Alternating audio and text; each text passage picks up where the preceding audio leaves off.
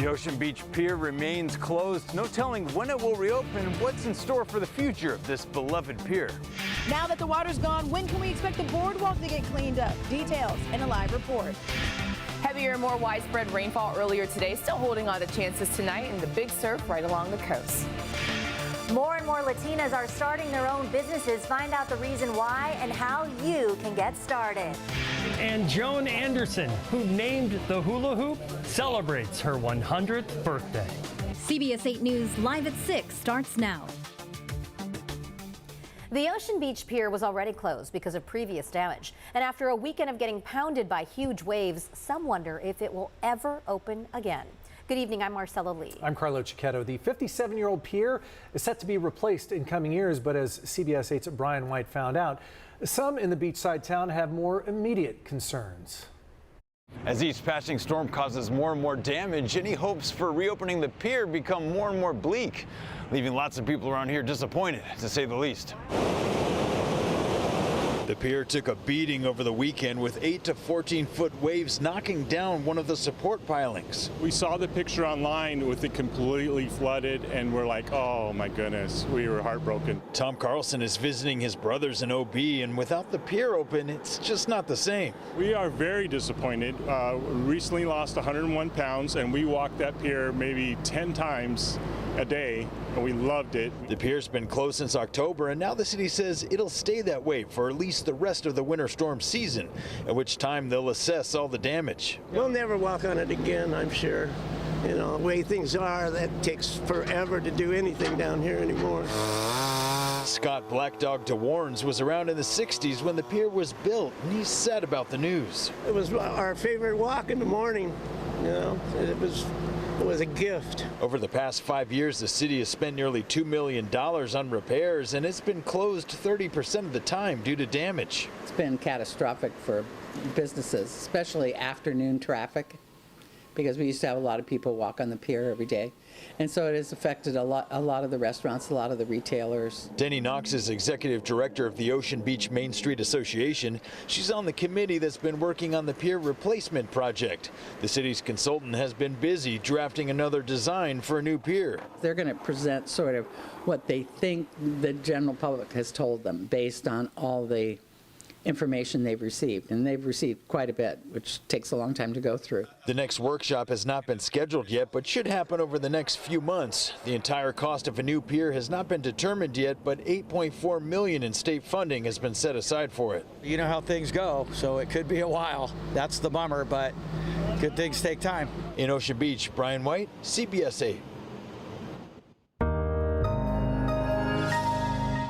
And the question is, has the first storm of 2024 moved out, or can we expect more rain tonight? Chief Meteorologist Carlene Chavis joins us early with a first look at your microclimate forecast. Carlene? Well, it has moved out, but we can still expect lingering showers tonight. So that moisture is still out there, and we're still seeing an active radar at the moment. But as we go throughout the night, those chances really start to go down. Getting past 9 p.m. tonight, and that's when we're talking about drier conditions. But hey, you got cloud cover still going strong out there as we are looking out from our Mount Soledad cam. So taking a closer look at that those rainfall totals, because we actually had heavier rainfall earlier today. We just got through the bulk of that moisture. That was this morning, and even some mountain snow with that snow level coming down near about 5,000 feet. We did have it about an inch of snow for Mount Laguna, the same for Palomar Mountain, and we also had more than 1/4 of an inch of rainfall for Chula Vista. So over the last 6 hours, we've been seeing a lot of that moisture moving out, all with that front. But yeah, as mentioned, still some lingering showers out there. So taking a closer look, you're seeing that near Del Mar, also right along the coastline for Encinitas. We get a little bit more inland. You're seeing some showers right now for Santee, the same for La Mesa, and impacting right along the 8. So we're still holding on to a chance that we could see more of this activity. Just saw that get closer towards Jamul. So we're not entirely in the clear just yet, as we are still holding on to these chances as we go through the next few hours. As mentioned before, 9 p.m. still holding on to those chances. Once we get past that point, we start to dry out. Lots of sunshine in the forecast for tomorrow, but we are looking at another storm system, keeping a close eye on it for the weekend. So we'll get to all those details coming up. Marcella? Thanks, Carlene. All that wind, rain, high surf, and tides left quite a mess along our coastline. The Mission Beach boardwalk was covered in wet sand. CBS 8's Kirsten Holmes joins us live with details on that cleanup. Kirsten? Okay, Marcella, when we first got to the Mission Beach Boardwalk this morning, take a look down here at my feet. This area I'm standing was covered in sand. It's been cleaned up now. They're still doing the cleanup process, but combine this wet, dirty boardwalk with the wind and the wet weather. You can see the wind and those palm trees back there. And it just wasn't the best place to be here at the boardwalk at the beach this morning. The cleanup effort started this afternoon around 2 o'clock, and the folks we talked to along the boardwalk say they could not be any happier. Just a mess. It's kind of our route. We usually rollerblade this like every morning, and can't do it now. It's pretty dirty, pretty messy. Big waves brings a lot of movement with the sand, and sand just falls anywhere. Gravity. This couple could barely get a blanket to lay down on the sand because of all of the wind. Add to that the mess along the Mission Beach Boardwalk, and you got yourself a day to explore everything else San Diego has to offer outside of our otherwise pretty beaches. The waves are really, really strong. The wind, the clouds, it's just not what we remember San Diego being this time of year. Kim is in town from Chicago and likely won't get to enjoy the typical beach fun on this trip because of the weather and all of the sand. Not fun at all. No, it's just everything just seems to be messy and not what I remember it to be. The City of San Diego's Parks and Recreation Department started their cleanup efforts across the city on Tuesday.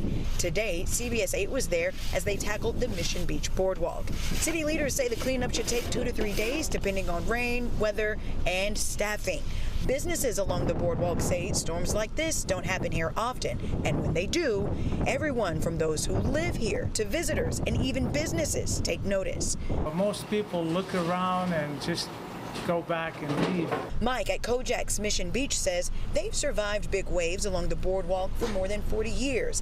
The biggest waves he's ever seen were these back in the 1980s. We were kind of afraid the sand is going to spill over here like it did in the spring. But thank God, it stays right there, but it still make a big mess on the boardwalk. So it kind of halted all people activity and biking and stuff like that. You are taking a live look at the Mission Beach Boardwalk. These are tire tracks from a front loader that loaded up a lot of sand into their trucks, and all of that sand is going to be taken to Fiesta Island. This is the word from the city. They're taking that sand to Fiesta Island so that they can treat it and then it can be reused. Reporting for CBS 8, I'm Kirsten Holmes. Back to Kirsten, we're not used to seeing shovels here. We don't have a lot of snow, so seeing those work crews out there with shovels carrying that heavy, thick sand, it does not sound like the work is going to be done for them, though, with the more severe weather coming in. I don't know if you can even hear me. I hear that wind blowing out there pretty hard on you right now. Okay, so I put my hood up on my jacket just so I could be able to hear you better, Marcella. It was a little rainy earlier, but the hood just helps me hear you better. So yeah, they said they're going to get this cleaned up and come back after this weekend's rain because it's going to rain again and it may bring more sand along our boardwalk, but they are prepared to come back out as often as they need to make sure our boardwalk is ready for us. Marcella? Good job to those work crews. Thanks so much, Kirsten. And don't forget, you can get the very latest forecasts and have weather alerts sent straight to your phone. Just download our free CBS 8 app or head to cbs8.com. With wintry weather rolling through, the city of San Diego today activated a shelter program for people experiencing homelessness during inclement weather. As part of the program, Father Joe's Villages at 1501 Imperial Avenue is taking check-ins during the night.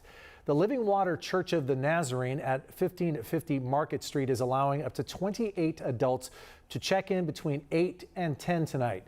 And the San Diego Rescue Mission at 120 Elm Street is allowing single women to check in throughout the night or until all beds are taken. Chula Vista City Council member Andrea Cardenas appeared in court today alongside her brother. They are accused of numerous crimes connected to the government's Paycheck Protection Program. Today's hearing was a readiness conference. Prosecutors say the two used money meant to pay employees of their political consulting firm during the pandemic for personal reasons, including a campaign for city council. The two pleaded not guilty to the charges in December. Their next court appearance is set for February. PedWest is reopening tomorrow after an almost month-long closure spanning the holidays. Customs and Border Protection closed the crossing in early December to pull staff and resources to help Border Patrol handle a surge in migrants at the border. CBS 8's Jesse Began is here with details. Jesse. Hey guys, CBP's plan is to reopen the PedWest crossing in San Isidro tomorrow to traffic heading north and south across the border. That all starts at 6 a.m. Now, of course, the closures had an impact on traffic, but some business owners along the border say the effect on them has been worse. Many of them tell us the amount of people walking or driving past our stores went down, meaning fewer people actually coming in and spending money.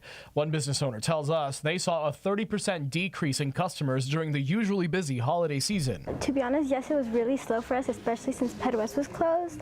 Advocates for businesses along the border say they hoped for an earlier reopening date.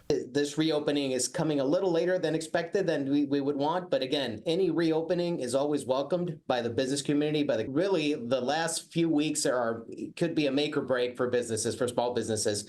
CBP closed PedWest in September to pull resources to help during a surge of migrants crossing at different parts of the border. Officials opened the crossing in November and closed it again December 7th for the same reason. PedWest will now reopen tomorrow morning with limited hours. The northbound side will be open 7 days a week from 6 to 2 p.m. The southbound side will be open 7 days a week from 3 p.m. to 11 p.m. Now, the amount of people currently coming to different parts of the U.S.-Mexico border to cross has gone down, leading CBP to reopen PedWest. However, in a statement, CBP officials say they, quote, will continue to prioritize our border security mission as necessary in response to this evolving situation, meaning another closure is not off the table. Carlo, Marcella. Thanks, Jesse. The San Diego Humane Society is working hard to reunite lost pets with their families tonight. As we told you last night, the shelter has taken in 101 stray pets since New Year's Eve. At last check, only about 15 have been claimed. The Humane Society has waived fees to reclaim lost pets through this Sunday. We have a link to their website on our help button. Just visit cbs8.com. Still ahead tonight, how to heat your home this winter without breaking the bank. Plus, it's called the mommy tax, the price some women are paying for trying to balance motherhood and a career. And more Latinas are taking charge and starting their own businesses. Where they can turn to tonight to help make dreams come true. Next.